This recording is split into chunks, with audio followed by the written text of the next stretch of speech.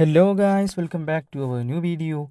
And this video I will show you how to make your photos more dynamic using Pixel mobiles. First of all, open your Google Photos and choose the required image you want to make more dynamic. Here you can see the option edit on the bottom side. Tap on the edit option. Now the option dynamic is visible on the suggestions. Tap on the dynamic option. Now your photo is more dynamic. By doing this, you can make any photo more dynamic in look.